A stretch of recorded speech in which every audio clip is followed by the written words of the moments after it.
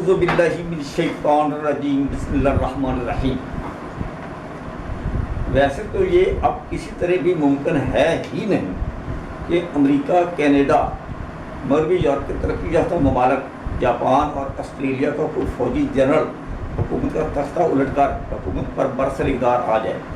بفرض محال ان ترقی یافتہ ممالک کا کوئی فوجی جنرل حکومت پر قبضہ کرنے کی جسارت کر ہی بیٹھے تو وہ فوراً گرفتار ہو کر آئین کے مطابق قرار واقعی سزا پائے گا۔